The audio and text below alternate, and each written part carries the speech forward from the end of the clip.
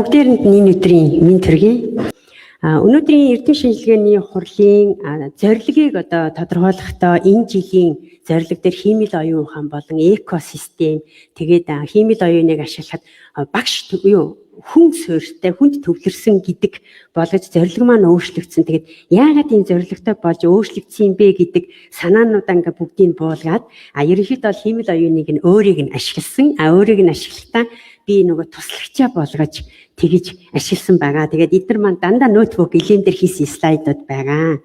За боловсролын парадигмын өөрчлөлт. За тэгээд цахим хэрэгслүүдийг одоо нэг үүсгэгч generative AI гэж яриад байна ч тийм үүсгэж хиймэл оюун ухааны экосистем рүү. За тэгээ хүний суралцсан дараагийн ирэн үед сургууль хүмүүжүүлэх орчныг дахин тодорхойлгоно. За тэгэхээр цахим боловсролын хурдтал нь бол за энэ нөгөө боловсролын зорилго дээр биш энэ хурлын зорилго дээр бол байсан 21, 23, 25 оны энэ эдийн засгийн OECD-гээс гаргасан нөгөө тайлангуудыг багцлаад ерөнхийдөө товч мэдээг бол энд бэлтгэсэн байгаа. За тэгэхээр 21 онд бол технологийн хил хязгаарыг давах нь гэсэн ийм байдалтай байсан бол хиймэл оюун ухаан, блокчейн, робот, техникийн эрт үеийн судалгаа нь хувь хүний суралцах үйл явц итгэмжлэлийг баталгаажуулахад дэмжлэг үзүүлдэг байсан. За 23 онд юу болсон бэ гэхээр цахим экосистемийг бий болгох нэгэд ковидын дараах нэгдэл сургуулийн нэгдсэн удирдлага болон сургалтын удирдлагын систем рүү ингээд анхаарал хандуулж эхэлсэн байгаа. За тэгээ 25 онд болохоор генератив хиймэл оюун ухааны эрен үе бол эхэлсэн. За тэгэхээр энэ 25 он байгаа шүү. За тэгээ даалгавар гүйцэтгэхээс хальж тэгээ хиймэл оюун ухаан одоо танин мэдхүн болон сургууль хүмүүжүүлэх үйл явцыг гүнзгий дэмжихийн тулд одоо тэр шингэж орж ирж байгаа. За боловсролын цөмд үзүүлэх системчлэн цочрол нь одоо юу гэхээр бид зөвхөн технологиг боловсролд нэгтгэхээ болсон. Бид хиймэл оюунаар тийм баялаг экосистем дотор хүн суралцах үйл явцыг дахин ингээд төсөөлж харах болж байгаа. За тэгээ энэ нь сургууль хүмүүжүүлэх ухааны тийм 7 тулгуур баганд даяад хувирал шаардж байгаа гэж байна. За технологийн мөн чанар. За ер нь бол ингээд детерминистик тийм ээ мэдээлэл харилцааны технологийн детерминистик тодорхойлолтод суурилсан ийм хандлагатай буюу тогтмол урьдчилан таамаглах боломжтой тийм цахим хэрэгслүүд бол байсан. Ижил оруулгууд үргэлж яг ижил үр дүнд хүргэдэг.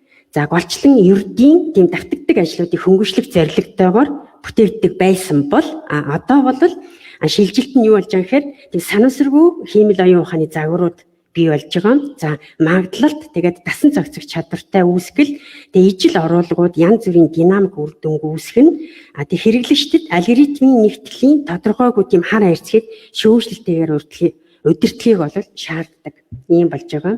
За дараагийнх нь болохоор сургалтын динамик. За багш суралцагч хоёрын хоорондын хоёр талт харилцаа байсан бол одоо үүн дээр нэмээд хиймэл оюун ухаан гэдэг систем нь ороод ингээд гурван талт гурвалсан динамик болж байгаа.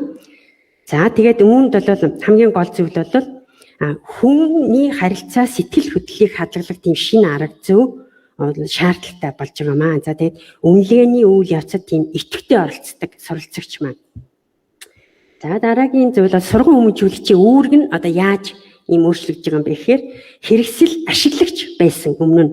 За багш нар ингээд технологиг үндсэндээ ердийн захиргааны ажил болон тийм шууд дэмжлэг мэдлэг дамжуулахад ашигладаг байсан бол одоо болохоор нөгөө экосистемийн удирдаач одоо сая Люкийн хэлдгээр нөгөө оркестр гэдээ яриад байгаа шүү дээ. Тэгэхээр тэрний удирдаач болж өгч байгаа маа. За тэгээ экосистемийг удирдах нь багш нар ингээд дизайнер болон чиглүүлэгч болон дээшлэн.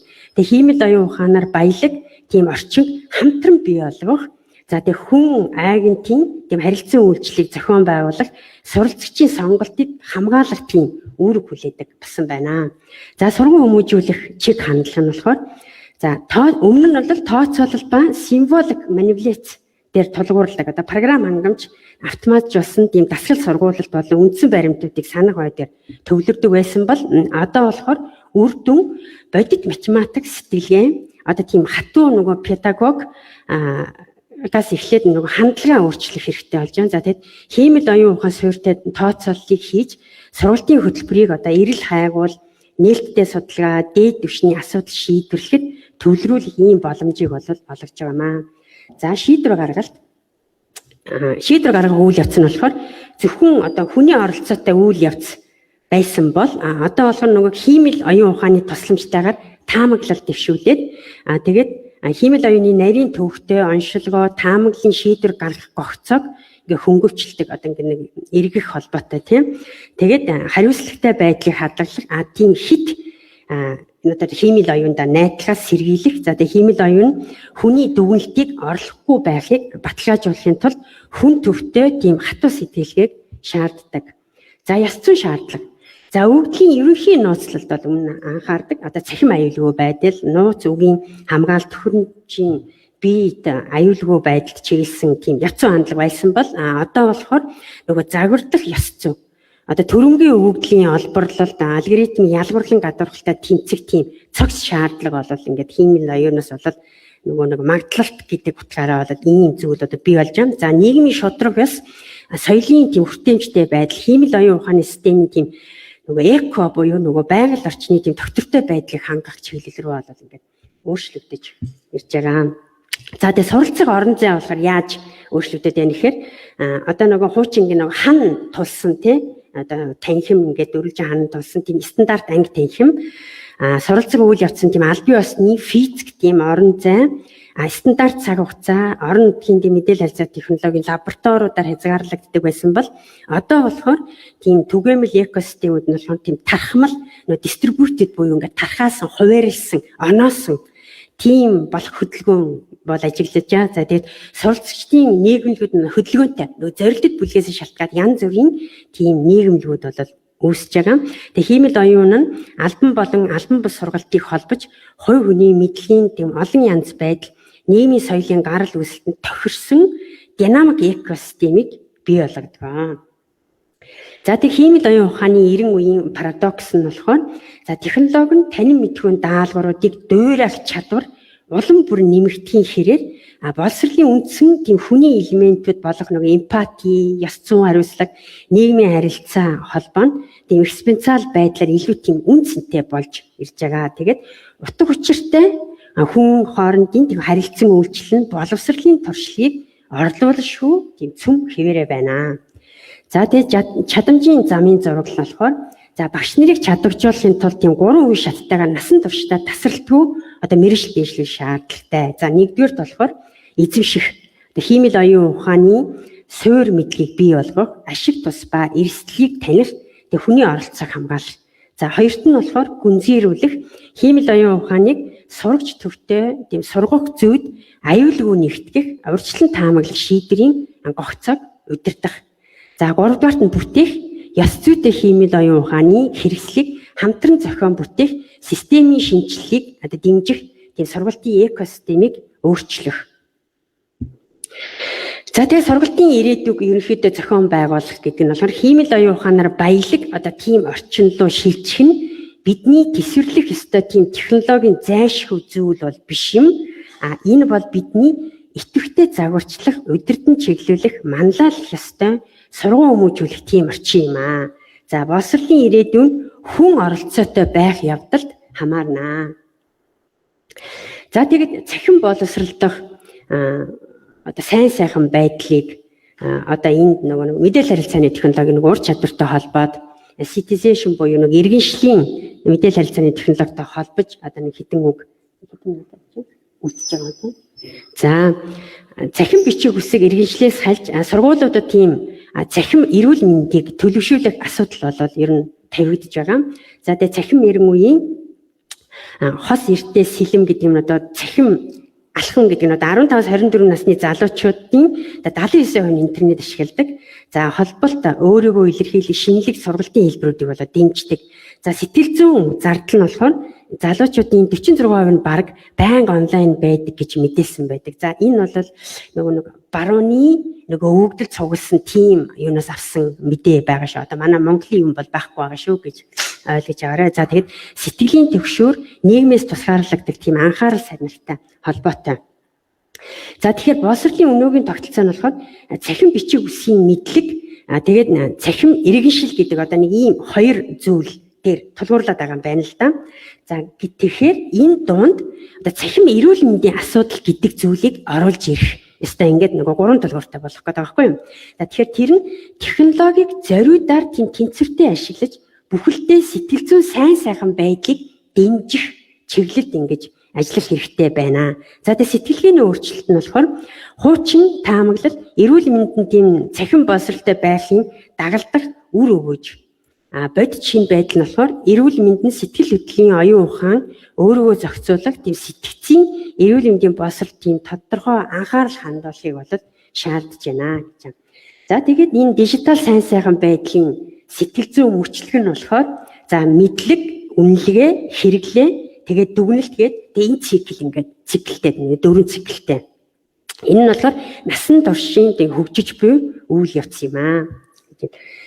За тэгээ боловсролын хөтөлбөрүүд ингээд хөл нийлүүлж чадаж байна уу? За судалгааны асуулт ингээд сургуулиудын өнөөдөр ашиглаж буй цахим хөтөлбөрүүдэд тийм дижитал сайхан байдлыг хэр зэрэг тодорхой тусгасан бэ? За ингээд арга зүйн хувьд болохоор ийм нэг судалгаа хийсэн байна л да. За чанарын харьцуулсан шинжилгээнд суурилсан тийм судалгааны синтез. За энэ нь болохоор 12-оос 25 оны хоорондох одоо K12 боловсролын тийм 15 гол хөтөлбөр загварт шинжилгээ хийгээд за энэхүү шинжилгээнээс бол дижитал эрүүл мэндийн антон буюу илэрч байгаа одоо хөөсгчүүд нь одоо эдгээр гарч ирсэн дотроос нөгөө 15 судалгаанаас энэ 5 ширхэг судалгаа нь ерөөсөн боловсролын загварын ихэнх нь эрүүл мэндийн зөвхөн тийм цахим чадамжийн далд дэд бүрэлдэхүүн хэсгийг гэж үзэж цахим орчинд гүнзгийрэх сэтгэл зүйн үр дагаврыг орхигдуулсан. Нөгөө 15-аас 10 нь орхигдуулсан байна. Харин 5 нь болохоор дижитал эрүүл мэндийг одоо тийм үндсэн сэдэв болгон бүрэн тусгасан байсан гэж байна. За тэгээд энэ дээр одоо ингээд нөгөө судалгаануудаа харьцуулаад тэр 5 ширхэг тусгасан маань бол одоо тоон сайхан байдал гэдэг энэ хойдол тарагдж байгаа 5. Тэгээд эдгээр 5 бичиг баримт маань одоо энд харагдж байгаа.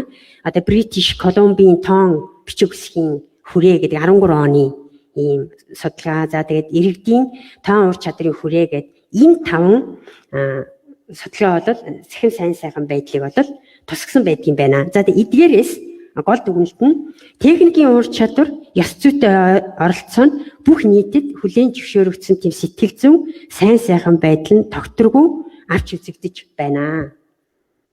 За тэгээд далд сайхан байдлын аюул за нэр томьёоны хоёрдмол утга. За реактив хандлага буюу хүрээнд сурагчдад цахим орчинд хэрхэн идэвхтэй хөгжих бус харин донтолтоос хэрхэн зайлсхийхийг заадаг. За үл тоомсорсон алгоритмууд одоо байгаа загварууд нь алгоритмууд сэтгцийн эрүүл мэндэд хэрхэн шууд нөлөөлдөг талаар заахгүй байна гэсэн ийм байдалтай байна. За тэгээд энэ бүхнээ за миний нөө цаг явж байгаа учраас би жоохон юу товчлээ. За өвгдөлт одоо энэ бүхтээс үүдээд одоо бид нар багш сургалт маань ямар тийм экосистемтэй ерөнхийдөө явах гэдэг юм бэ гэдэг дүр зургийг л би та бүхэнд ингээл танилцуулах гал байгаа юм л да. За тэгэд өвгдөлт суурилсан тийм ангийн экосистемийг зохион бүтээх одоо аналитикийг нэгтгэх нөөцийг автоматжуулах тэгээ багшийн цагийг хэмнэх тогтолцоо. Багшийн цагийг хэмнэх гэдэг маань нөгөө нэг сайхан байдалтай маань холбогдоод явчихж байгаа маа. За тэгээд энэ за хуучин бол ингээд мэдээлэл дамжуулагч те. За одоо ийм хэлбэртэй байсан. Слайд маань ерөнхийдөө харагдаж байгаа учраас би товчлоод авчих. Одоо болохоор багш юу болж ийм гэхээр нөгөө мэдээлэл дамжуулагч биш нөгөө сургалтын дизайнер өвгдлийн шинжээж өвгдөлтөө анализ хийгээд за одоо яаж хөдөлгөөгээ динамик болчиход байгаа гэсэн. За тэгээ бодит цагийн өвгдөлд суурилсан идэвхтэй оролцоог дэмжих гээд байгаа багш маань. За хувь хүний хэрэгцээнд нь тохирсон тийм сургалтыг одоо ингээд замналыг бий болгох гэдэг. Системжүүлсэн, автоматжуулсан тийм нөөцийн удирдлагтай байж хэмжих гээд байгаа. Цагаа, стрессээ маш олон юмнуудыг хэмжих гээд байгаа. За тэгэхээр энэ цикл маань яаж явдаг вэ гэхээр мэдээлэл цуглуулах, ойлголт бий болгох, идэвхтэй оролцоо, тэгээ сургалтын замыг хувийн болгох гэдэг. Тэгээ энэ цикл маань ингээд эргэлдээд явна. За тэгээд яг энэ циклээ ашигласан ер нь бол би нэг юуны жишээ ярих гэж бодож ирсэн. Google Classroom тэр нөгөө манай Монголд хэрэгжилж байгаа. За ялангуяа миний өөрийн туршлага дээр хэрэгэлсэн Khan Active, Microsoft-ийн одоо бид нэг Teams ашигладаг. За тэгээд энэ дээр юу байгаа? Khan Active-ийн систем. За тэгээ энэ GeoGebra GeoGebra Interactive анги. За энэ болохоор юу вэ? Canva байна. Canva. За тэгээд энд юу вэ? Kahoot. За энэ болохоор YouTube. За тэгэхээр ингээд бүгд л бид нэг тодорхой хэмжээгээр нэг ашигладаг платформуудыг ингээд нэгтгээд өөр өөрсдийнх нь онцлог шин чанаруудыг нь аваад ярьж байгаа. За тэгээ энэ дотроо ингээд технологиг ядрахгүйгээр стресстгүйгээр тийм нэгтгэх өдөр тутмынхаа ажил амьдралдаа аль алинд нь ингээд шигтгэхэд интеграслаад ингээд явахын тулд энэ цагийн менежментийн техник бол чухал юм аа гэж хэлж байгаа. За тэгээ энэ бүгдийг нэгтгээд ингээ харахаар саяны миний дурдсан нөгөө платформуд шүү дээ, тий. Платформуд маань ямар үндсэн үүрэгтэй. За бүгд бол нөгөө хандлт гэдэг нөгөө онлайн, интернет, клауд дээр суурилсан. За тэгээ бодит цагийн чадамжууд нь болохоор одоо битүүн бол бүрэн шууд лайв бодит цагийн чадамжтай, хагас нь бол хагас. Тэгээд зарим YouTube бол жишээлбэл байхгүй гэдэг ийм өөрсдийн онцлогтой. Тэгээд систем болгонд энэ тохиргооноос шалтгаалаад өөр өөрийн гэсэн шийдвэр гаргах тайлан, инсайт, мэдээлэл юмнууд нь гарч ирдэг. Тэгэхээр тэрийг бид нар яаж уншиж аваад дата анализ дээр суйрлаад шийдвэрээ гаргаад цаашаа явах юм бэ гэдэг асуулт. За энэ бүгдийг ингээ нэгтгээд харахаар ерөөсөө аль нэг платформыг дангаар нь ашиглана гэдэг зүйл ерөөсөө одоо байхгүй болчиход байна. За одоо энэ дээр бол жишээлбэл төвд нь Google Classroom байна. За одоо манай их сургуулийнхаар бол одоо Teams байлаа гэж бодоход хэдийд нь Canva-г ашигладаг оруулах юм. Хэдийд нь хан актив ашиглах, хэдийд нь Kahoot-а арилах ингээд энэ нь тэр суралцсан зорилтуудаас хамаарат ийм бүтцтэй болсон байна гэдэг. За ингээд илтгэлээ дуусгая. За тэгээд энэний дараагийн илтгэл маань болохоор энэ олон платформоос зөвхөн GeoGebra ангийн платформыг сонгож аваад тэр оркестрийн аналитик сэтгэлгээ хийсэн стратеги шинжилгээг илтгэх байгаа. За баярлалаа.